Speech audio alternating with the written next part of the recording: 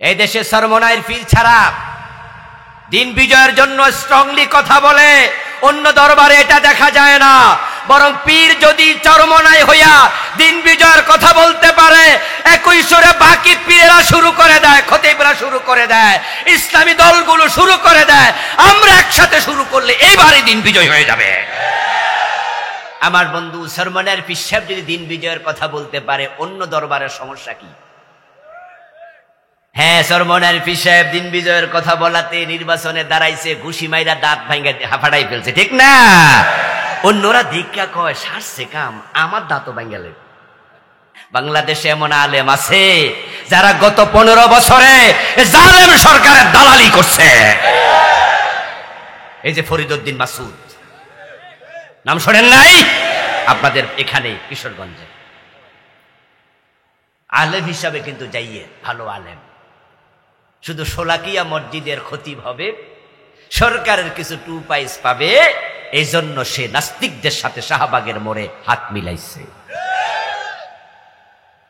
কফিলউদ্দিন সরকার সালেহি, নাম শুনছেন? এই বেটা কত বড় দালাল, সে শেখ হাসিনার জান্নাতি ঘোষণা দিয়ে দিচ্ছে। মনে আছে না নাই? বলছে আপনি একজন জান্নাতি মহিলা, শুধু সরকারের 2 পয়সা পাওয়ার জন্য সামান্য দুনিয়ার লোভে জালেম মহিলাকে জান্নাতি ঘোষণা দেয়। অথচ এই মহিলার নির্দেশে আলেমের বুকে শাপলা চত্বরে গুলি চালানো হয়েছিল। রাতের আধারে বাতি নিভাইয়া গুলি চালাইছে। আল্লামা সাইদি রহমতুল্লাহ আলাইকে 13টা বছর জেলখানায় রাখছে এ মহিলা, ঠিক কিনা? জালেম মহিলা শেষ পর্যন্ত দিল্লির প্রেসক্রিপশন ফলো করে আল্লামা সাইদিকে, সুস্থ মানুষকে হাসপাতালে এনে তারা পয়জনিং করে হত্যা করেছে। উনি অসুস্থ ছিলেন না, উনাকে প্ল্যান করে হত্যা করা হয়েছে। ওনার 2 ছেলেই বলেছে, এখন মাসুদ শামীম সাইদি, মাসুদ সাইদি 2 জন বলেছে যে আমার আব্বার হত্যার বিচার চাই। আমরা আশা করছি অচিরে মামলা হবে ইনশাআল্লাহ। ওই ফিজির যিনি প্রধান ডাক্তার এবং কাশেমপুর কারাগারের যিনি জেলার এবং যে ডাক্তারকে তত্ত্বাবধানে দেওয়া হয়েছিল, এই 3-4টাকে অ্যারেস্ট করে রিমান্ডে নিলে আসল তথ্য বেরিয়ে আসবে। ওরা বলেছে আল্লামা সাইদি রাহেমাহুল্লাহ নাকি অসুস্থ, তিনি হার্ট অ্যাটাক করছিলেন, এই জন্য হাসপাতালে আনছে। অথচ আপনারা তো ওনার ছবি দেখেছেন, উনি যখন গাড়ি থেকে নামে মুখ কি মলিন ছিল না হাসি মুখ ছিল? হার্ট অ্যাটাকের রুগী এত সুন্দর হাসি দিতে পারে? আরে ভাই, আমাদের 103 ডিগ্রি জ্বর উঠলে তো আমরা হাসি দিতে পারি না, চেহারা মলিন থাকে, দেখলে মানুষ বোঝে। মানুষ বলে না যে ভাই আপনার মন খারাপ নাকি শরীর খারাপ। আরে ভাই, একটু অসুস্থ হলে তো মুখ মলিন হয়ে যায়।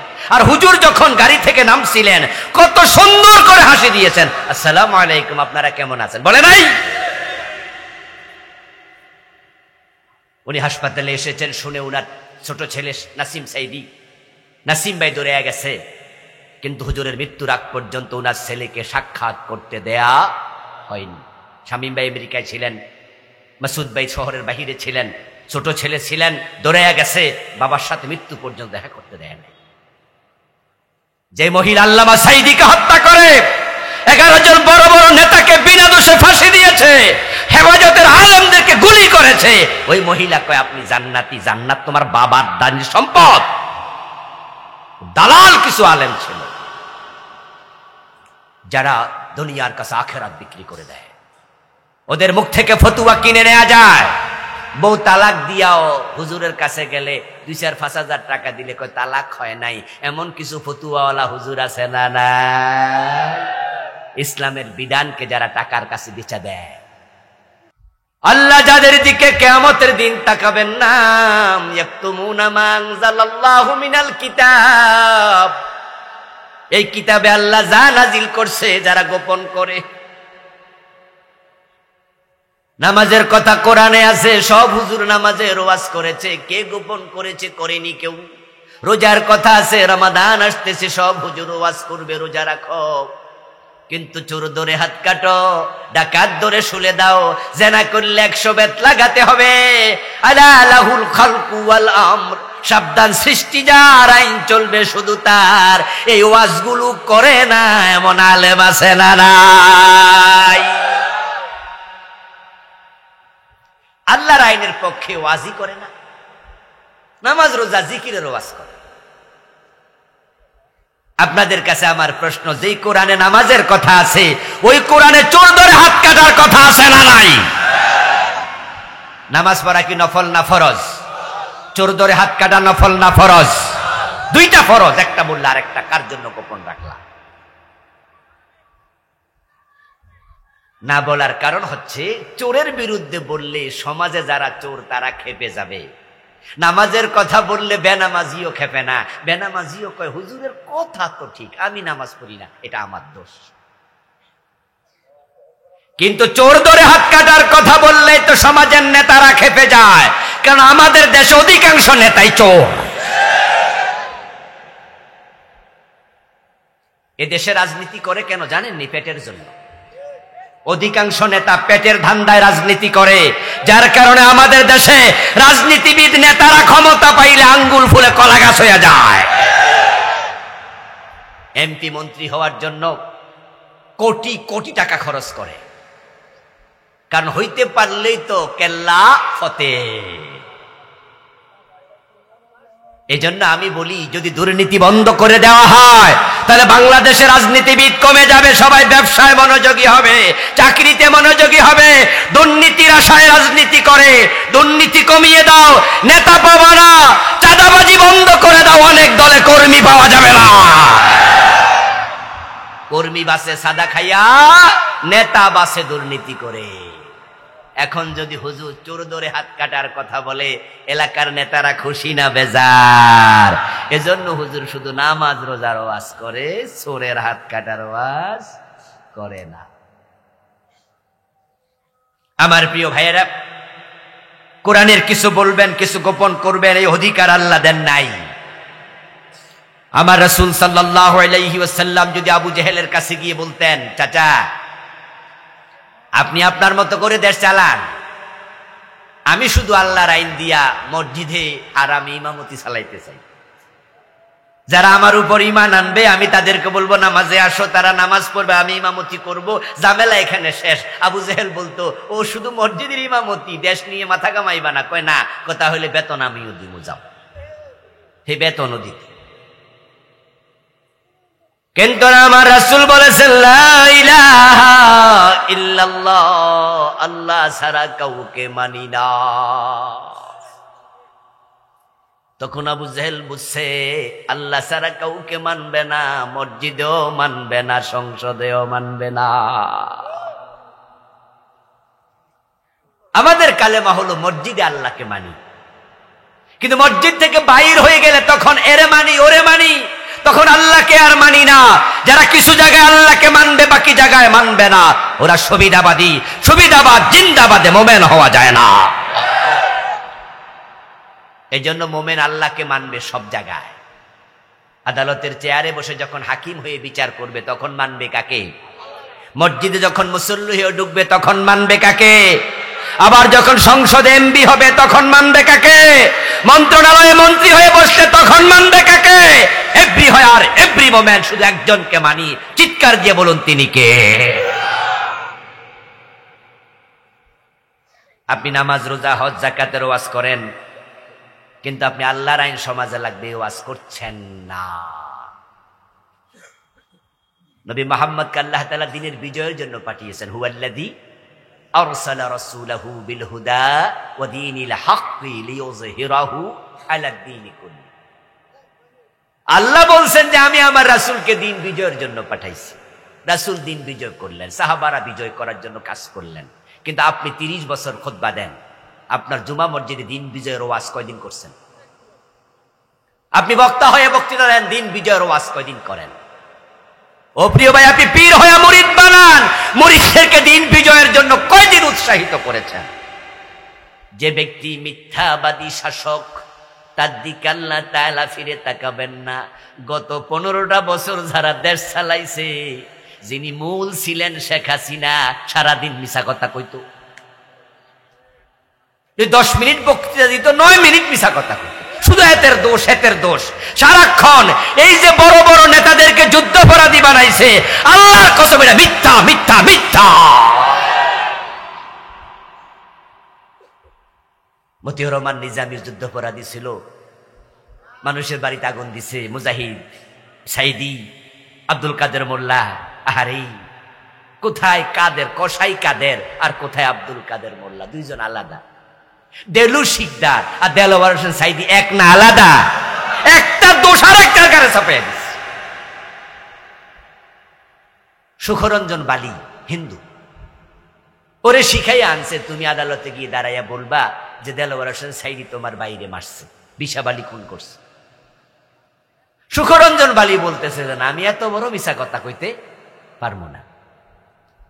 সে ফুমে শিখাইছে, বেটা অস্বীকার করছে। পরে তারা ধাক্কাইতে ধাক্কাইতে কোর্টে নিছে, আদালতে ঢুকার আগ দিয়া বলছে এই কইবা কিন্তু, হে কইছে আমি পারবো না। তখন তাকে ওখান থেকে কিডন্যাপ করে ইন্ডিয়া নিয়ে গেছে, 5 বছর ইন্ডিয়ান জেলে ছিল। এই যে নেতাদের বিরুদ্ধে যত কাহিনী সাজাইছে সব মিথ্যা, সারাদিন মিথ্যা কথা। কোরআনের পক্ষে কথা বলাতে আমরা যারা স্বাধীনতার পরে জন্ম নিছি, রাজাকার গালি কি আমাদেরকে দেয় নাই? আমার জন্ম তো 75-এ, স্বাধীনতার 4 বছর পর, তা আমি রাজাকার কেমনে হই? কিভাবে সম্ভব? যাকে তাকে তুমি গালি দিবা, রাজাকার বলবা, আলবদর বলবা, যুদ্ধাপরাধী বলবা, এই মিথ্যা আল্লাহ সয় না। এত মিথ্যা আল্লাহ সয় নাই, যার কারণে যে রাজাকার শব্দ দিয়া আলেমদের ঘায়েল করেছো, ওই এক শব্দ বৈষম্য বিরোধী আন্দোলনের ছাত্রদেরকে বলছো রাজাকারের নাতি ফুতি, এক শব্দ দিয়ে আল্লাহ গজব পালা শেষ করে দিছে। এক শব্দে বোমেরাং হয়ে গেল। পোলাপান মিছিল করেছিল, চেয়েছিলাম অধিকার, হয়ে গেলাম রাজাকার। আমি কে তুমি কে? কয় রাজাকার। রাজাকার। আল্লাহ তাআলা দেখেন কিভাবে উল্টায়া দেয়। যারা রাজা হয়, শাসক হয়, অধীনস্থরা তাদের কাছে বিভিন্ন কাজে যায়। আচ্ছা বলেন তো, একজন এমপি, একজন ওসি, একজন টিওনো আপনার মতো আমার মতো লোকের সাথে যদি প্রতারণা করে, ধোকাবাজি করে, আমাদের সাথে সরাসরি মিথ্যা কথা কয়, আচ্ছা আমি যাবোটা কার কাছে? নেতা যদি মিথ্যা কথা কয়, কর্মীরা যাবে কোথায়? সাধারণ মানুষ মিথ্যা কথা কেন বলে জানেন? বলে তারা জান বাঁচাইতে বলে, লোভে পইরা বলে, দুর্বল তো। এজন্য দেখবেন মসজিদে জুতা চুরি করছে, করার পরে আপনি কইলেন যে ভাই আপনি আমার জুতা নিছেন না, এর জায়গায় কই দিব না আমি জুতা দেখিও না, কারণ হে জানে যে হ্যাঁ কইলে মাইস। দুর্বলরা মিথ্যা বলে, এটা কবিরা গুনাহ, বলা যাবে না। কিন্তু নেতা তো দুর্বল না, সবল, তো সে মিথ্যা বলবে কেন? এজন্য আল্লাহ বলে কোন নেতা যদি মিথ্যুক হয় তার দিকে আমি ফিরে তাকাবো না। জেনা যুবকরা করে, যৌবনের তাড়না, এটা কবিরা গুনাহ, এটা হারাম। কিন্তু যে বেটা বুড়া হইয়াও জেনা করে, আল্লাহ কই তুই খারাপ, যে কত খারাপ, এই বয়সে কাম করে, তোর মতো জালেমের দিকে আমি তাকাবই না, যা তুই দুজকে যা। আমার বন্ধু, মানুষ টাকাওয়ালা হলে অহংকারী হয়, মানুষের এলেম বেশি হলে অহংকারী হয়, মানুষের ক্ষমতা হলে অহংকারী হয়। কিন্তু যে বেড়া ভিক্ষু, ওই বেড়ার ক্ষমতাও নাই, টাকাও নাই, বেড়াও যদি ভাব দেখায়, আল্লাহ কয় তুই অহংকার করার মতো কিছু দিলাম না, তাও তুই অহংকার দেখাস, তুই কত খারাপ। অহংকার এমনি খারাপ, আর ভিক্ষুক যদি অহংকারী হয় আল্লাহ তুই আরো খারাপ। আছে কিন্তু কিছু ভিক্ষুক অহংকারী আছে, 5 টাকা দিলে নিতে চায় না। ঢাকা শহরে ভিক্ষুক 5 টাকা দিলে মাইন্ড করে, হ্যাঁ এমনি চোখ বড় করে চেয়ে, মানে মনে করতেছে যে কি দিলেন এসব, এসব চলে। আপনি ভিক্ষা দিয়ে অপরাধী মনে হবে আপনাকে, কম টাকা 2 টাকা নোট দিলে তো এমনও হবে বুকের উপর কয়ে দিব, এ মিয়া কি দিলেন এসব। যদি ক্ষণ নাই তাহলে কব না থাকলে হাঁটেন কেন, পাশে খালি আছে বইয়ালান, নিতে চাইবে না। এসব চলে নাকি? অহংকার দেখায়, ভাব দেখায়। আল্লাহ তাআলা তাকাবেন না যারা দান করে খোটা দেয়। এই অপরাধী আজকের মাঠেও আছে, এটা আমাদের ভিতরে ঢুকে যায়। নাউজুবিল্লাহ, আল্লাহ ক্ষমা করো। قال رسول الله صلى الله عليه وسلم ثلاثة لا يكلمهم الله يوم القيامة المنان الذي يعطي شيئا إلا منه। রাসূল বলে তিন ব্যক্তির দিকে আল্লাহ তাকাবেন না, তাকে পরিষ্কার করবেন না, পবিত্র করবেন না, কথা বলবেন না, যে ব্যক্তি কিছু দেওয়ার পর মানুষকে আবার খোঁটা দিয়ে বসে। খোঁটা দিলে আল্লাহ নারাজ হয় কেন? কারণ হচ্ছে আপনি যা দিলেন এটার মালিক মূলত আপনি না, আল্লাহ। ইমাম আবু হানিফা রাহিমাহুল্লাহ যখন কাউকে কোনো কিছু দিতেন তখন তিনি বলতেন যে তুমি আল্লাহর প্রশংসা করো, আমি তোমাকে দেই নাই, দিয়েছেন তিনি, আমি জাস্ট বন্টন করছি। রাসূল নিজেও বলতেন ইন্নামা আনাল কাসিমু ওয়াল্লাহু ইউতি। যখন তিনি দিতেন বলতেন আমি বন্টনকারী, মূলত দাতা কে? আমরা মায়ের পেট থেকে যখন এসেছিলাম তখন সাথে তো আমাদের কাপড়টাও ছিল না, টাকা পয়সা তো দূরের কথা। আজকে যে আমার পকেট থেকে আমি শত শত টাকা, হাজার টাকা, লাখ টাকা দিচ্ছি, এই পকেটে এই টাকাটা মূলত আমাকে দিয়েছে কে? তো আমাকে আল্লাহ দিলে আল্লাহ তার একজনকে দিয়ে খোটা কিসে? এজন্য কখনো খোটা দিবেন না। এখন খোটা দেয়া থেকে বাঁচবেন কেমনে? আপনার পাশের বাড়ির লোক গরিব মানুষ, তাকে আপনি কিছু দিয়েছেন, এটা রিক্সা কিনে দিলেন, এটা গাই গরু কিনে দিলেন, সে আলহামদুলিল্লাহ আপনার টাকা পাইয়া রিক্সা চালায়, আপনার গাই গরু কিনে দুধ বিক্রি করে সংসার চালায়। কিছুদিন পরে আপনি মেম্বারি নির্বাচন করছেন, তখন আপনি দেখেন যে হে আপনারে ভোট দেয় না, পাশে আরেকজনের দেয়, তখন কিন্তু আপনাকে শয়তান মনে করিয়া দেবে, এই তুমি তারা ডাইকে আইনা কও, এই বেটা রিক্সা কিনে দিছে কেডা? আমরা মানুষ তো, যার কারণে দেখা যায় যে আমরা কাউকে কিছু দিলে সে যদি আমাদের সাথে ভালো ব্যবহার না করে তখন খোঁটা দেওয়ার একটা প্রবণতা এটা অন্তরে তৈরি হয়। এটা থেকে বাঁচবেন কেমনে? কেমনে বাঁচবেন? কঠিন খুব। বাঁচার জন্য আমি একটা ফর্মুলা বলি, আল্লাহ যেন আমাদের মানার তৌফিক দেয়। সেটা হচ্ছে আমরা কাউকে কিছু দিলে আমরা ভুলে যাব। ওয়ালা তামনুন তাস্তাকসির। মুদ্দাসসিরে প্রিয় নবীজি আল্লাহ যে কয়টা অর্ডার করলেন শুরুর দিকে, তার মাঝে একটা অর্ডার ছিল ওয়ালা তামনুন তাস্তাকসির। ও প্রিয় নবী, আপনি কাউকে ফিরে পাওয়ার আশায় কোনো দান করবেন না, বরং যাকে দান করবেন তার পক্ষ থেকে কোনো ফিডব্যাকের আশা মনে রাখবেন না, বরং আপনি ভুলে যান তাকে দিচ্ছেন, এটা মনে রাখাই দরকার নাই। মানুষের একটা স্বভাব আছে, স্বভাবটা খুব জঘন্য স্বভাব, কিন্তু সেটা হচ্ছে উপকার করিলে ক্ষতি করে। এটা অভ্যাস মানুষের। এই অভ্যাসটা যবে করে দেবেন আপনি কমপক্ষে করবেন না। তো আপনি দেওয়ার সময়ও মাথায় রাখেন যারে দিছি হে আমার ক্ষতি করব, তাই বলে দেয়া বন্ধ করা যাবে না। কুনতুম খায়রা উম্মাহ উখরিজাত লিন্নাস। আপনাকে আল্লাহ বানাইছে মানুষের জন্য, দেন আপনি, অসুবিধা নাই। সে ক্ষতি করবে এটা হতেই পারে, ভুলে যান। শেরে বাংলা একে ফজলুল হক অনেক বড় নেতা ছিলেন। উনার কাছে এক ব্যক্তি তার গ্রাম থেকে পাঠাইছে এক ছেলেরে, আমার কথা বইলা উনাকে বলবা যে তুমি ফর্ম ফিল আপ করতে পারো না টাকার অভাবে, অমুক চাচা পাঠাইছে যেন ফর্ম ফিল আপে টাকাটা দেয়। তো শেরে বাংলার কাছে আসার পরে বলছে অমুকে আমারে পাঠাইছে, আমি অমুকের ছেলে, আপনি আমার একটু ফর্ম ফিল আপের টাকা দিবেন, আমি গরিব, পারি না। তো শেরে বাংলা নাকি তাকে জিজ্ঞাসা করছে কত টাকা? তো 12 না 13 টাকার কথা বললো, অনেক আগের ঘটনা। তুমি 12-13 টাকা যা চাইছে দিলেন, দিয়া 1 হাত লম্বা একটা বাঁশের কঞ্চি দিলেন।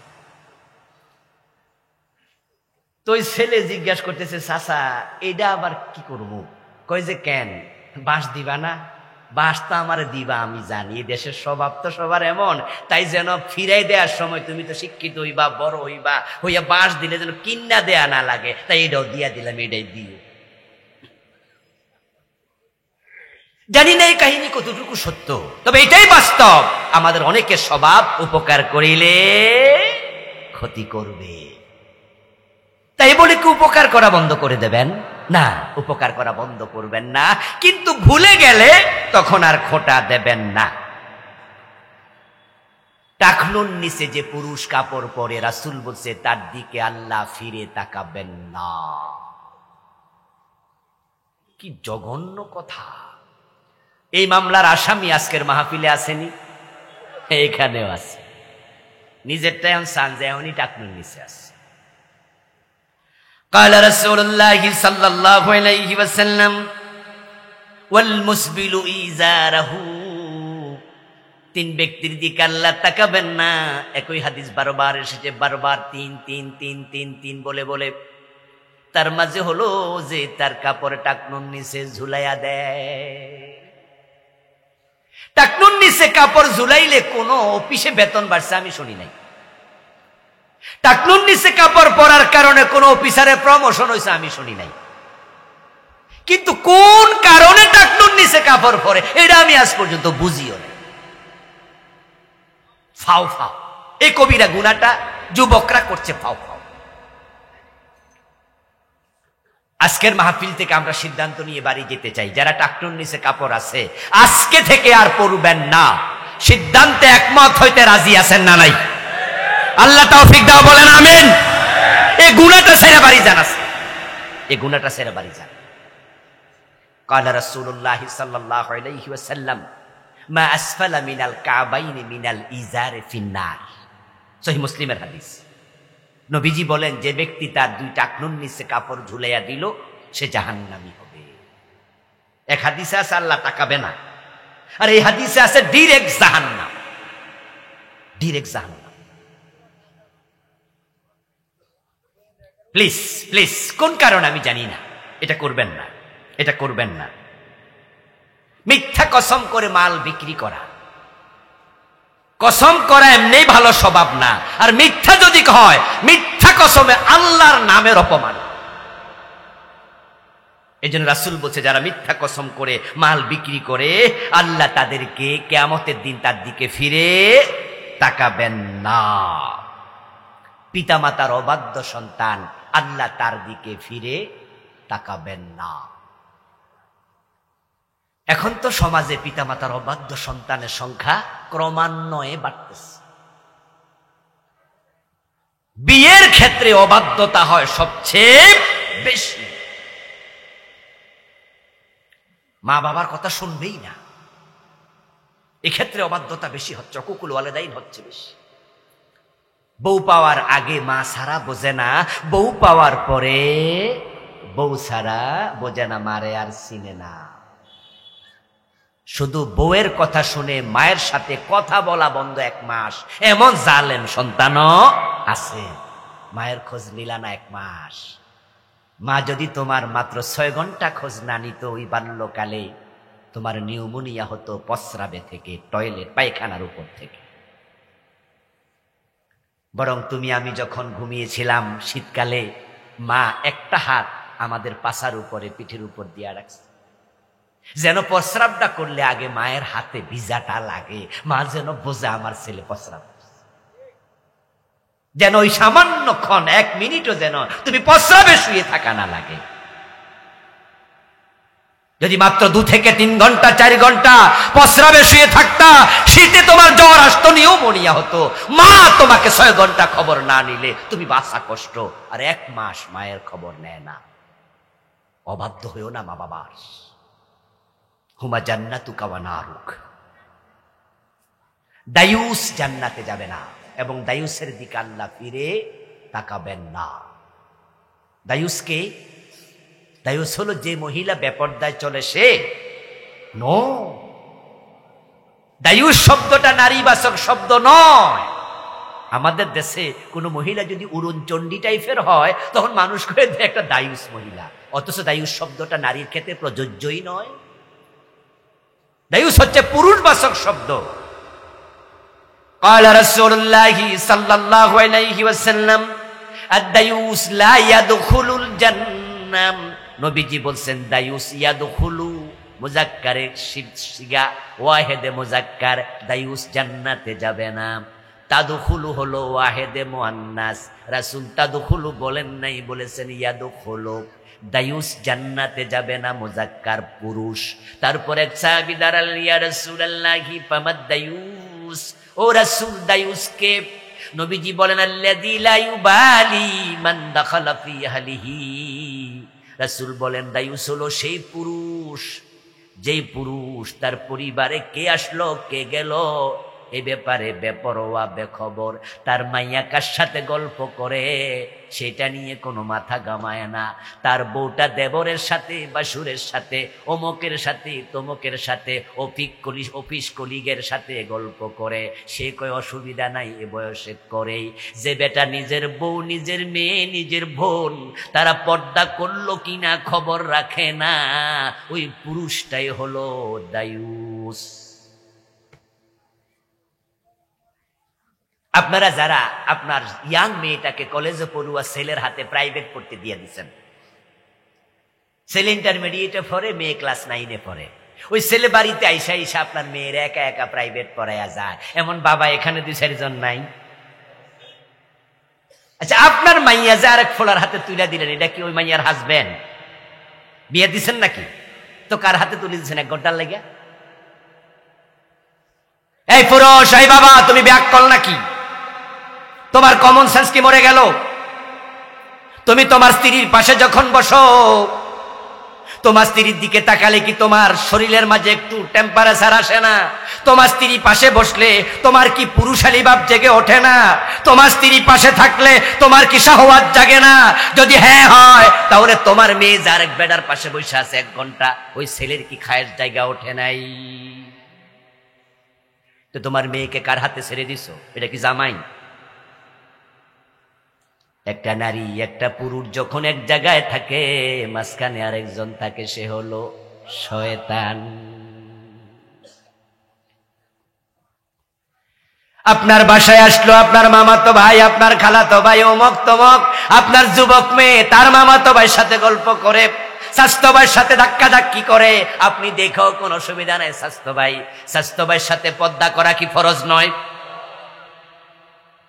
আপনার মেয়ে কলেজে যায়, বোরকা সিলাইয়া দেন নাই, 1000 পুরুষ তাকায়া থাকে, ওই মেয়ের জন্য পর্দা করা ফরজ, আপনি করেন নাই।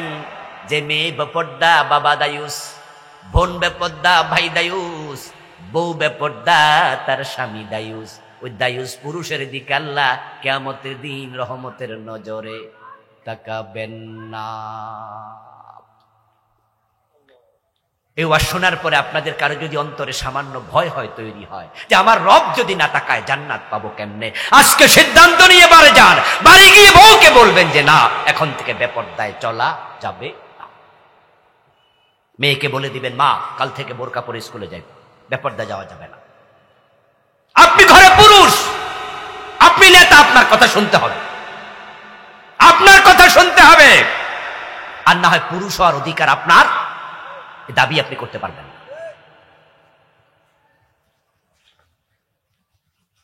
পুরুষের বেশ যে নারী ধারণ করে, যেই পুরুষ নারীর বেশ ধারণ করে, ওই নারী ওই পুরুষকে আল্লাহ কিয়ামতের দিন জান্নাত দেবেন না, তাদের দিকে রহমতের নজরে তাকাবেন না। কিছু কিছু নারী আছে পুরুষের মতো চলে, শাক গায়ে দেয়, চুল কাইতে এত ছোট করে, পিছন দিয়ে তা ছেলে নামে। আবার কিছু কিছু ছেলেও আছে মেয়েদের মতো ছুরি হাতে দেয়। কি মনোহরদি নাই? কান ফোরায় আসেনি? এমন বখাটে দেখলে না আমার রাগ ওঠে। যদি আমি সেনাবাহিনীর অফিসার হইতাম, আর এখন বিভিন্ন জায়গায় তো টহল আছে, এরকম সামনে ফাইলে আমি ব্যাট দিতাম। পুরুষ মানুষের নাক ফোরায়, কান ফোরায়, আজীব হাতে চুরি দিচ্ছে, মহিলাদের মতো চলছে। ঢাকা বিশ্ববিদ্যালয়ে পিএইচডি করতে যখন আমি গেছি, 2013-তে আমার পিএইচডি কমপ্লিট হয়। এর আগে 4 বছর সেখানে যেতাম আসতাম। একদিন আমি আমাদের লাইব্রেরির সামনে, ইউনিভার্সিটি লাইব্রেরির সামনে বসে বসে খেচুরি খাচ্ছিলাম, জোহরের নামাজ পড়ে আবার অফিসে কাজ, লাইব্রেরিতে কাজ। তা আমি বসে বসে টেবিলে বাহিরে কিছু দোকান আছে, বসে বসে খেচুরি খাচ্ছি। এর মাঝে দেখি সামনে, আমার সামনে বরাবর দাঁড়ানো, ওই দিকে ফিরে এক ভদ্রলোক ছাত্র চা খাইতেছে, এক হাতে চা খাচ্ছে বোঝা যায়, ওইদিকে ফিরে আর এক হাতে বিড়ি টানতেছে, বিড়ির ধোঁয়া এভাবে লারে বোঝা যায়, ধরেন আমার থেকে 10-12 হাত দূর। তা আমি একটু অবাক হয়ে তাকালাম যে হায় রে, একসাথে বিড়িও খায় চাও খায়, এরকম কাম ইউনিভার্সিটি পরে কি যে মজা পাচ্ছে, বিড়ি টানে একবার, চা টানে আরেকবার। তা আমি মনে মনে ভাবছি, এই ছাত্র তো কদিন পরে ম্যাজিস্ট্রেট হবে, সে তো কদিন পরে টিউনো হবে, এরা তো বড় বড় মেধাবী, দেশে বড় বড় চেয়ারে যাবে।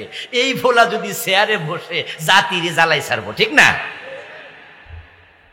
এর মাঝে দেখিও ভদ্রলোক ওদিক থেকে আমার দিকে ফিরছে, দক্ষিণ দিকে ফিরা ছিল, আমিও দক্ষিণ দিকে, উনি উত্তর দিকে ফিরছে। ফিরার পরে দেখি এটা একটা মাইয়া। আমি তো কই সারছে কাম, ভাবলাম কি আর ফাইলাম কি, যে মাইয়া মানুষ, কারণ তার শার্ট গায়ে চুল কাটা, বুঝতে পারিনি পিছন দিয়ে এটা মেয়ে, আবার বিড়ি খাইতেছে, মেয়ে মানুষ, কল্পনাও তো করিনি। যারা মেয়ে হয়ে ছেলের মতো, ছেলে হয়ে মেয়ের মতো চলবে, রাসূল বলছে কিয়ামতের দিন আল্লাহ ফিরে তাকাবে না, কারণ তোমাকে মেয়ে বানিয়েছেন, ছেলে বানিয়েছেন কে? আল্লাহর নিজামকে, আল্লাহর শৃঙ্খলাকে তুমি বৃদ্ধাঙ্গুলি দেখিয়েছ। যার দুনিয়া যেমন তার আখেরাত হবে তেমন, যার যার আমল তার তার কবর। এখানে আপনি কি করছেন এর উপর নির্ভর করবে আপনার পরবর্তী জীবনের সুখ অথবা দুঃখ। এই জন্য দুনিয়া হচ্ছে মাজরাআতুল আখিরাহ, এটা আখেরাতের শস্য ক্ষেত্র। আপনি ক্ষেতের মাঝে ধান গাছ লাগাইলে কি গম হবে? আলু লাগাইলে কি অন্য কিছু বেগুন হবে? আপনি লাগাবেন যেটা, পরবর্তীতে ফসলও পাবেন সেটা। আল্লাহ তাআলা কোরআন মাজিদে বলছেন ওয়ালা ইউজলামুনা ফাতিলা ওয়ালা ইউজলামুনা নাকিরা, যে মানুষ দুনিয়াতে যে যা করে তার রেজাল্ট পাওয়ার ক্ষেত্রে সে সামান্য পরিমাণ জুলুমের শিকার হবে না। আল্লাহ তাআলা মানুষের কোন নেক আমল কখনো নষ্ট করেন না। যে যে আমল করবে, আল্লাহ তাআলা কোরআন মাজিদে বলেন আমি সব আমল লিখে রাখি, কুল্লা শাইইন আহসাইনাহু কিতাবা, আমি সবকিছু লিপিবদ্ধ করি। লিখলে একটা সুবিধা আছে, আল্লাহ তো এমনি কিছু ভুলেন না, আবার লিখেন। আর আমরা যারা মানুষ মাঝে মাঝে কিন্তু আমরা ভুলে যাই, কিন্তু যেটা লিখা থাকে ওইটা কিন্তু আর ভুলা হয় না। আপনি এবং আমি দুনিয়ায় যা করব, আল্লাহ তাআলা বলেন ইন্না লা নুদিউ আজরাল মুহসিনিন আজরাল মুসলিহিন, যারাই ভালো কাজ করবে, একটা সামান্য ভালো কাজ কোনো ভালো মানুষের আমি আল্লাহ কখনো নষ্ট করবই না। সে যা করবে, ওমান ইয়ামাল মিসকালা যাররাতিন খাইরান ইয়ারা, মিসল একবারে সামান্য পরিমাণ, যাররা মিসকালা যাররা, যাররা মানে পরমাণু, অণু, যেটা খালি চোখে দেখা যায় না। ওই পরিমাণ ভালো কাজ করবেন, আপনি পাবেন। আবার যারা অপরাধ করবে, সামান্য পরিমাণ অপরাধ করলে সেটাও সে দেখতে পাবে, যদি আল্লাহ ক্ষমা না করে। তাহলে আমার এই ৩-৪-৫ মিনিটের বক্তৃতা আমি যেটা বোঝাতে চাইলাম সেটা হচ্ছে আপনার দুনিয়ার উপর আখেরাত নির্ভর করবে। এখন আখেরাতে আমরা আল্লাহর সামনে যাব, যেই আমল আমরা করছি এই আমলগুলা যদি আল্লাহর দরবারে কবুল না হয়, তাহলে এই আমল দিয়ে কিন্তু মুক্তি মিলবে না। কবুল হলেই আপনি রেজাল্ট পাবেন, যত নেক আমল আপনি করছেন। কিন্তু কবুল হলো না, তাহলে তো আল্লাহর কাছে এর বিনিময়ের আশা করা যায় না। এখন আমাদের আমলগুলো কবুল হওয়ার মান মতো আমরা করতে পারছি কিনা। আমল যদি হয় ত্রুটিযুক্ত, তাহলে কবুল কেমনে হবে? আপনি নামাজ পড়ছেন কিন্তু নামাজে আপনার মন নাই, নামাজ থেকে মন বাহিরে চলে গেছে। তো হাদিসে পাওয়া যায় ব্যক্তি যখন নামাজে দাঁড়ায় তখন আল্লাহ তাআলা তার দিকে তাকাই থাকে। তো আপনার দিকে আমার দিকে আল্লাহ তাকিয়ে আছেন, আর আমি নামাজে দাঁড়াইয়া আমার মন পাঠাই দিছি বাজারে। তখন আল্লাহ তাআলা বলেন যে তাহলে বোঝা গেল তোমার কাছে আমি আল্লাহর সাথে সংলাপের চেয়ে আমার ইবাদত একনিষ্ঠভাবে করার চেয়ে বাজারের গুরুত্ব বেশি। আল্লাহ তাআলা এই নামাজটার কেন নেবেন? এটা তো ত্রুটিযুক্ত হয়ে গেল। আপনি নামাজ পড়ছেন ঠিক, কিন্তু আপনার কাপড়ের মাঝে হারামের সংশ্লেষ আছে, কেনা কাপড়ে হারাম টাকা আছে। নামাজের জন্য 13টা শর্ত, 13টা ফরজ আর কানা হাকাম। 13টা ফরজের মাঝে 3টাই হলো পবিত্রতা। 1 নম্বরে শরীর পাক, 2 নম্বরে কাপড় পাক, 3 নম্বরে নামাজের জায়গা পাক। এখন আপনার শরীরে রক্তে আছে হারাম, সুদের টাকায় আপেল খাইছেন, আঙ্গুর খাইছেন, গোস্তে আছে হারাম, হারাম টাকায় কেনাটা খাদ্যদ্রব্য খেয়ে আপনি মোটা তাজা হয়েছেন। আপনার কাপড়ে হারাম, আপনি যে জায়নামাজে দাঁড়িয়ে নামাজ পড়ছেন, যে মসজিদের বিছানায় অথবা আপনি ফ্লোরের উপর দাঁড়িয়ে নামাজ পড়ছেন, সেটা হারাম টাকায় কেনা, পবিত্রতা নষ্ট করে ফেললেন, আমল আর কবুল হবে না। قال رسول الله صلى الله عليه وسلم من اشترى ثوبا ب10 دراهم فيه درهم حرام لم يقبل الله له صلاته ما دام عليه। নবীজি বলেন যে ব্যক্তি 10 দিরহাম দিয়ে একটি কাপড় কিনেছে, 9 দিরহাম হালাল, 1 দিরহাম হারাম, ওই 1 দিরহামের কারণে যতই নামাজ পড়ুক ওই কাপড় করে 1 রাকাত আল্লাহর কবুল করবেন না। আমরা সবাই জানি নামাজ জান্নাতের চাবি। হাদিসে আছে, তিরমিজির হাদিস, যদিও হাদিসের মান জয়ীফ কিন্তু আছে। এখন এই যে নামাজ পড়ে আপনি জান্নাতের চাবি অর্জন করবেন, চাবি খুঁজছেন, এখন আপনি হারাম খান, সুদ খান, গোশ খান। নবীজি তো বলছেন লা ইয়াদখুলুল জান্নাতা লাহমুন নাবাতা মিন সুহুত ওয়া কুল্লু লাহমিন নাবাতা মিন সুহুতিন ফাকানাতিন নারু আওলা বি। যেই দেহটা হারাম খাইয়া মোটা তাজা হলো, ওই দেহ আল্লাহর জান্নাতে প্রবেশ করতে পারবে না। আপনি জান্নাতের চাবি পাইয়া লাভ কি? জান্নাতে ঢোকার অনুমতি তো নাই, হারাম খাইছেন।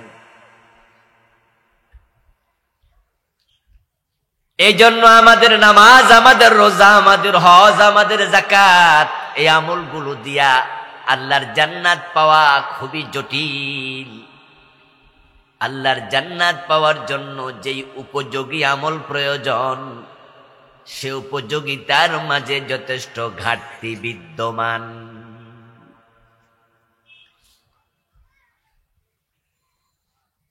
দুই রাকাত নামাজ এমন পড়েছেন জীবনে যে 2 রাকাতে মন একবারও নামাজের বাহিরে যায় নাই, এমন 2 রাকাত 4 রাকাত কয়দিন পড়ছেন হিসাব করেন তো। আমি নিজেও মাঝে মাঝে চেষ্টা করি যে আজকের নামাজে যেন মন নামাজের বাহিরে না যায়, পরিকল্পিতভাবে দাঁড়াই। কিছুক্ষণ পরে দেখি মন আমারে কয় নাই, না কইয়া গেছে গা, আবার ধইরা নিয়ে আসি, রাস কই। এই যে নামাজে দাঁড়ানোর পরে আল্লাহ আমার দিকে তাকিয়ে আছেন, আর আমি আল্লাহকে এখানে রেখে আরেক জায়গায় মন পাঠাইয়া দিলাম।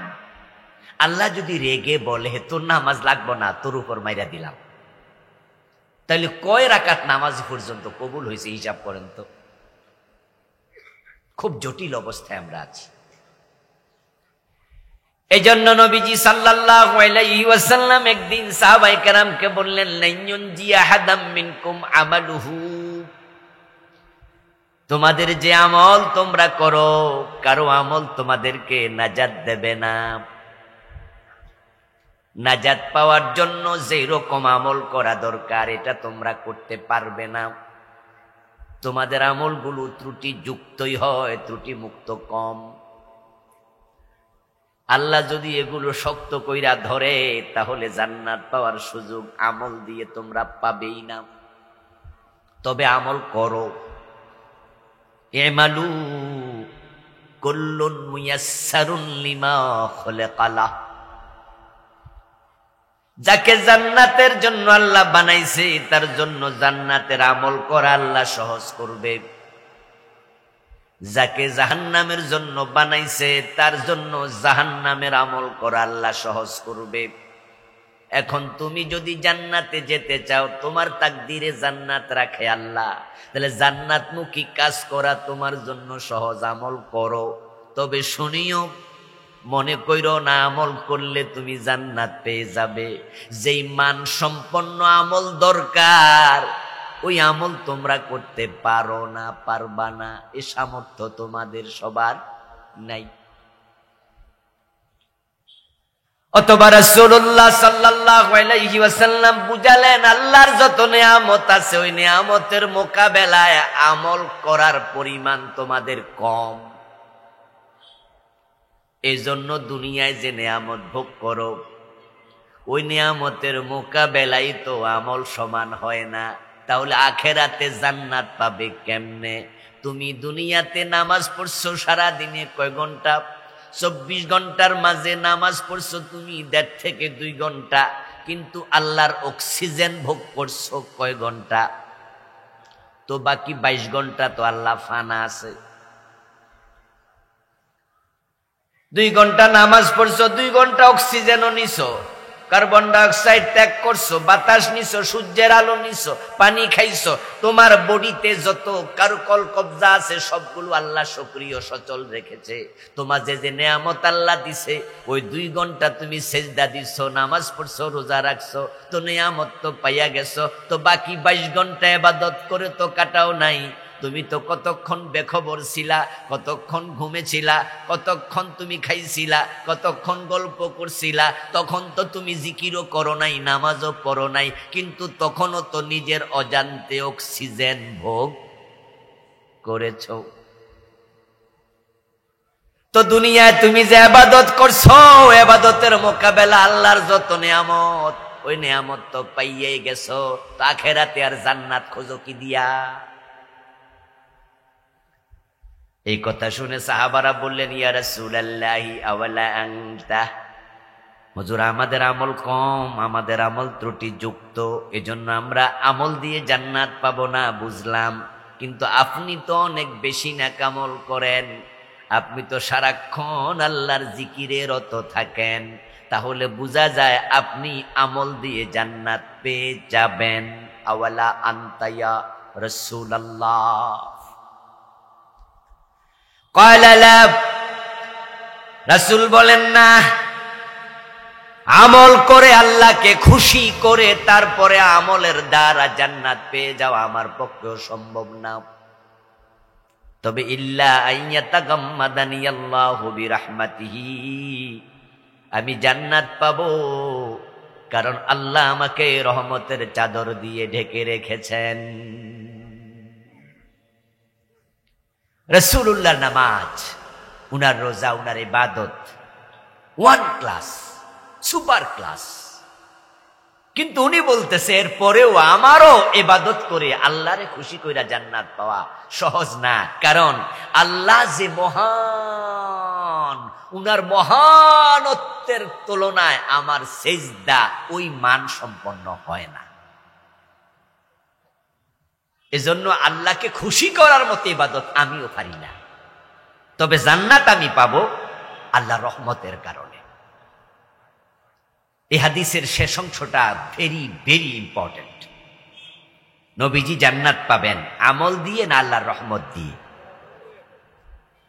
তাহলে যার আমল সুপার ক্লাস উনি যদি রহমত দিয়ে জান্নাত পায়, তাহলে আমাদের আল্লাহর জান্নাতের জন্য রহমত কম দরকার না আরো বেশি দরকার? আরো অনেক বেশি দরকার। কিন্তু কিছু মানুষ হাসরের ময়দানে আল্লাহর সামনে যাবে, যাদের দিকে আল্লাহ রহমতের নজরে তাকাবেনই না। কিছু মানুষের দিকে হাসরের দিন আল্লাহ তাকাবেন না, ফিরবেন না, তাদের সাথে কথাই বলবেন না। যেখানে আল্লাহর জান্নাত পাওয়ার জন্য নবী মুহাম্মদ সাল্লাল্লাহু আলাইহি ওয়াসাল্লাম পর্যন্ত রহমতের মুখাপেক্ষী। আসলেও বন্ধু, হাসরের ময়দানে আল্লাহ তাআলা যখন কাহার সুরত ধারণ করে মানুষের সামনে প্রকাশিত হবেন, তখন আল্লাহর সুরত দেখে আল্লাহর নবীগণ পর্যন্ত ভয়ে কাঁপতে থাকবে। নফসি ইয়া নফসি বলে চিৎকার দিতে শুরু করবে। ভয়ের কারণে আল্লাহর চেহারার দিকে কোনো নবী মাথা তুলে তাকাবে না। আল্লাহ তাআলার চেহারার দিকে সেদিন কোন নবী পর্যন্ত তাকাতে সাহস করবেন না। সব নবী শুধু ইয়া নফসি ইয়া নফসি ইয়া নফসি করবেন, নফসি নফসি নফসি, আমার কি উপায়, আমার কি উপায়, আমার কি উপায়। নবীজি সাল্লাল্লাহু আলাইহি ওয়াসাল্লাম বলছেন ওয়াখিরু লাহু সাজদা, তখন আমি মুহাম্মদ নবী আমি সিজদায় পড়ে যাব, আমিও সেদিন আল্লাহর সাথে কথা বলতে সাহস করব না। আল্লাহর ফেরেশতারা পর্যন্ত আল্লাহর সাথে সেদিন কথা বলবে না, সাহস নাই। আল্লাহ তাআলা সূরা নাবার মাঝে বলেছেন ইয়াউমা ইয়াকুমুর রূহু ওয়াল মালাইকাতু সাফফান লা ইয়াতাকাল্লামুনা ইল্লা মান আযিনা লাহুর রহমান। সেদিন আল্লাহর ফেরেশতা এবং জিবরিল আমিন সহ লাইন ধরে খাড়ায়া থাকবে, আল্লাহর সাথে তারাও কথা বলার সাহস নাই। লা ইয়াতাকাল্লামুনা ইল্লা মান আযিন, আল্লাহর অনুমতি ছাড়া কোন ফেরেশতাও কথা বলবে না। আল্লাহ সেদিন এতটা রাগান্বিত থাকবেন। আল্লাহর জালালিয়াত, আল্লাহর মর্তবা এত মহান যে তাকে খুশি করে ফেলবেন আপনি, এটা সহজ নয়। তাকে খুশি করা তখনই সম্ভব যখন তিনি নিজ থেকে খুশি হবেন। সুবহানাল্লাহ পড়েন। তিনি নিজ থেকে খুশি হবেন তখন। ইব্রাহিম আলাইহিস সালাম ছোট্ট বয়সে বাড়ির পাশের টিলার উপরে বসে আল্লাহকে খুঁজতেছিলেন। কোরআনে ইব্রাহিমের অনুসন্ধান আল্লাহ নিজে বলছেন। তিনি দেখলেন যে সূর্য উঠেছে, চন্দ্র উঠেছে, তারকা উঠেছে, লম্বা কাহিনী আছে। তিনি আল্লাহকে খুঁজতে গিয়ে বললেন, এই তারকা বুঝি আমার রব? পরে বলেন না, আমার রব না। তারপরে চাঁদ দেখে বললেন, চাঁদ বুঝি আমার রব? তারপরে বলে না, এটা ডুবে গেছে, আমার রব না। তারপরে সকালে সূর্য দেখে বলেন, হাদা রব্বি হাদা আকবার, এটা বড়, এটা আমার রব। কিন্তু সূর্য যখন ডুবে গেল, ইব্রাহিম নবী তখন বলছেন, লা ইন লাম ইয়াহদিনি রব্বি লা আকুনান্না মিনাল কওমিদ দাল্লিন। আমার রব যদি আমাকে পথ না দেখায়, আমি পথ খুঁজে পাবো না। হিদায়াত আমরা পেতাম না যদি আল্লাহ না দেয়, জান্নাত আমরা পাবো না যদি আল্লাহ না দেয়। এজন্য জান্নাতটা পুরাটাই আল্লাহর রহমতের উপর ডিপেন্ড করবে। এখন আল্লাহর রহমত পাওয়ার জন্য আমাদেরকে কিছু ওসিলা ধরতে হবে, কিছু ভালো কাজ করতে হবে, কিছু আমল করতে হবে। কোরআন হাদিস যেটা বলে সেটা মানতে হবে। আর মানার সময়ও চিন্তা থাকবে, এই যে মানতেছি এটা দিয়ে জান্নাত মিলে যাবে তা না, বরং এটা মাইনা আমি আল্লাহরে খুশি করতে চাই, তিনি যেন রহমত দিয়া জান্নাত দেয়। সুবহানাল্লাহ। কনসেপ্ট যেন ক্লিয়ার থাকে ইসলাম মানার ক্ষেত্রে। কনসেপ্টে ভুল হলে খবর আছে। শয়তানের অহংকার শয়তানকে শেষ করে দিছে। এখন আপনি তাহাজ্জুদ পড়া যদি আপনি মনে মনে ভাবেন, আমি যে তাহাজ্জুদ পড়ি বেহেশত আল্লাহ আমারে না দিয়া আর কারে দিব? তাহলে আপনি শেষ।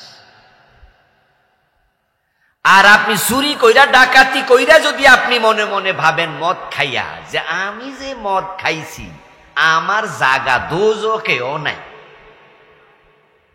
কিছু মানুষ কয় না যে আমি যে অপরাধ করছি বেহেশত দূরের কথা আমার জায়গা কয় জাহান্নামেও আমার জায়গা নাই।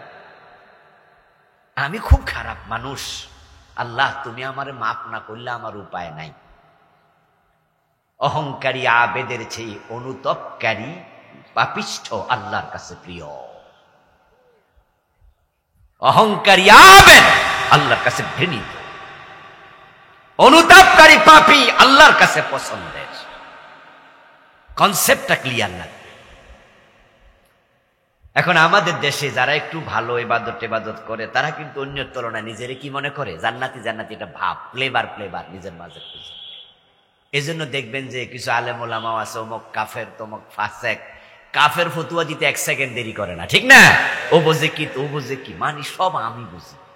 ভাব এমন যে জান্নাতে শুধুমাত্র যাইতে পারতেছি না, না মরলেই বেহেশত নিশ্চিত। মানে ভাবসাব হলো বেহেশত আল্লাহ আমারে না দিয়া আর কারে দিবে।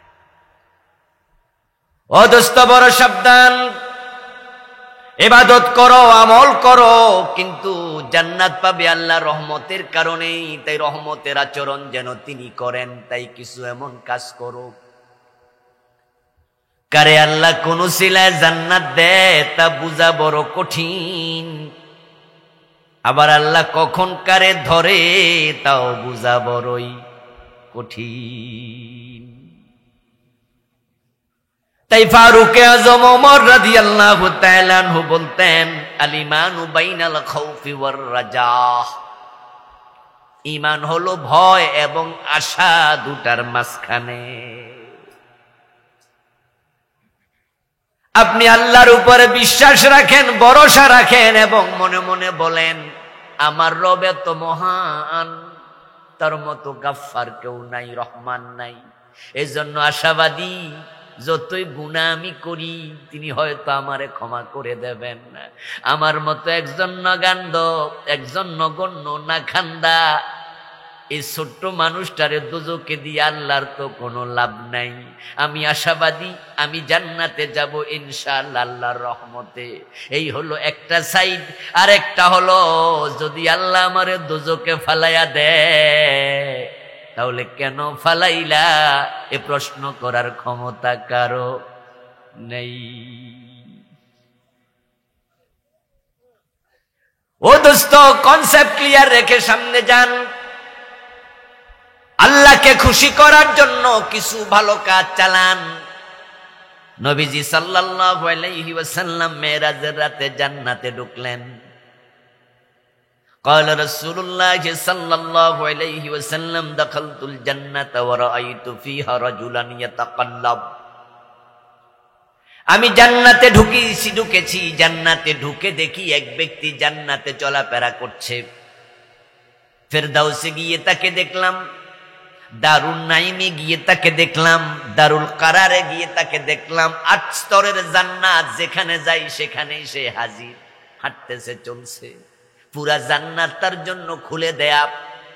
আমি জিবরিলকে প্রশ্ন করলাম, এই লোকটা পুরা জান্নাতে ঘুরে, আল্লাহ সব জান্নাতে হাঁটার তৌফিক তারে দিছে, অনুমতি দিছে, নিশ্চয় সে অনেক বড় বড় নেকামল করে আসছে।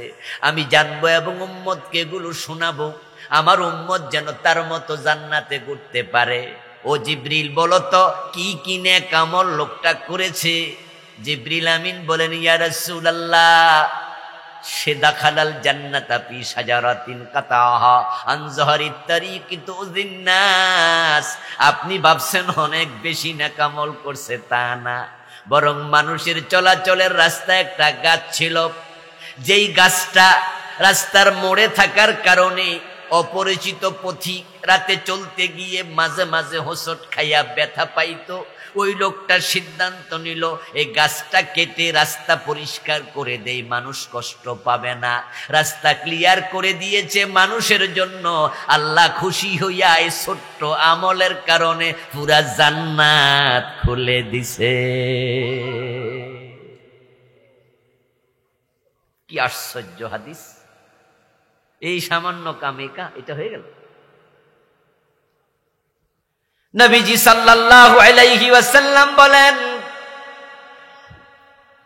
আল্লাহর এক বান্দা বনি ইসরাইলের খুবই পাপিষ্ঠ ছিল। মরার আগে সন্তানদেরকে ডাক দিয়া কয়, সন্তানেরা, আমি যে খারাপ মানুষ, আল্লাহ আমারে ফাইলে উপায় নাই, এমন আযাব দেবে দুনিয়ার কাউকে দেয় নাই।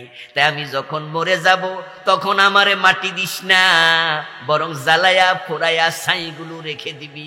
যেদিন বেশি বাতাস বইবে বাতাসে ছেড়ে দিবি, যেন আমার ছাই এক জায়গায় না পড়ে। আর মনে মনে ভাবে, তাহলে আমারে কবরেও ফাইতো না, মাইরও দিতে। বুঝের ঘাটতি, কিন্তু আল্লাহকে ভয় করে। সন্তানেরা বাবার কথা শুনলো, মরে গেল, লাশ পোড়াইল, প্রচন্ড বাতাসের দিন ছাইগুলো বাতাসে ছেড়ে দিল। রাসূল বলেন, ফাকালা তাআলা লিল আরদি আদ্দিমা আখাস্তি ফাইদান হুয়া কায়েম ফাকালাল্লাহু লাহু মা হামালাকা আলা মা সানাতা। যখন তার চামড়া, তার দেহ, তার মাংস জ্বলে পুড়ে ছাই হলো, ছাই হওয়ার পরে জমিনের পৃষ্ঠদেশে মিশলো, আল্লাহ জমিনকে বলো, ও জমিন, আমার বান্দার দেহের অংশগুলো আমারে ফিরাইয়া দে। তখন আল্লাহর অর্ডারে ওই লোকটা আবার জীবিত হয়ে আল্লাহর সামনে দাঁড়ালো। আল্লাহ এবার তাকে বলে, তোর হিসাব নিকাশ পরে হবে, আগে তুই বল, তুই ফোলা মাইয়ার এই কথা কইলি কেন? তুই তো জানস মুসলমান মারা গেলে মাটিতে দাফন করে, তুই তোরে ফোরাইতে কইলি কেন? মা হামালাকা আলা মা সানাতা, এই কাজ কেন করলি হেডা ক। তুই মদ খাইছ, মানুষ মারছ, চুরি করছ, ডাকাতি করছ, এটি ফরে, আগে হেডা ক। ওই লোকটা জবাব দে, মিন খাশিয়াতিকা ইয়া রব, আল্লাহ তোমার মায়ের ডরে। অতটুকু বলার সাথে সাথে আল্লাহ বলে, যে আমারে এত ভয় পায়, আমি তাকে কেমনে মারি, যা তোকে জান্নাত দিয়ে দিলাম। এতে খুশি। ও বন্ধু, 100 মানুষ খুন কইরা জান্নাত পাইছে, এমন হাদিস আছে না নাই? শুধু একটা কুত্তারে পানি খাওয়াইয়া চরিত্রহীন নারী জান্নাত পাইছে বনি ইসরাইলের, সেটাও হাদিসে আছে। এই হাদিসগুলো পড়ার পরে মনে হয়, আল্লাহর রহমত যদি পাইয়া যায় তাহলেই সারে। কিন্তু আবার যখন আদমের দিকে তাকাই, নবী ইউনূসের দিকে তাকাই, তখন টেনশনে আর ঘুম হয় না। ক্ষমা করতে 1 সেকেন্ডও দেরি করবে না। আল্লাহ এবং রাসূল তো রহমান, রাসূল রাহমাতুল লিল আলামিন, দুইজনের নামের সাথে রা হা মিম জড়িত। যখন মক্কা বিজয় হলো, আল্লাহর হাবিব তখন বললেন যে, আজকের এই দিনে আমি তোমাদের সকলকে ক্ষমা করে দিলাম। আনতুম তুলাকা, তোমরা সবাই ক্ষমাপ্রাপ্ত। লা তাসরিবা আলাইকুমুল ইয়াউম, আজকে আমি কোনো প্রতিশোধ নেব না। ইল্লা ফুলানান ফুলানান ফুলানা, তবে হ্যাঁ, অমক অমক অমক, তাদের ক্ষমা নাই। হাইসু ওয়াজাদতুমুহুম ফাকতুলুহুম, ও আমার সাহাবারা, এই যে কয়টা নাম বলছি, ওদেরকে যেখানে পাও সেখানে কতল কর। নবীজি যাদেরকে ক্ষমা করলেন না, তাদের মাঝে একজন ছিল ইকরামা ইবনে আবি জাহল, আবু জাহেলের ছেলে ইকরামা। আবু জাহেল তো বদরের যুদ্ধের দিনে জাহান্নামে চলে গেছে, তার ছেলে ইকরামা বলছে, ইকরামার ক্ষমা নাই, তারা যেখানে পাও সেখানে কোপ দিয়া মেরে ফেলবা, কল্লা কেটে ফেলবা।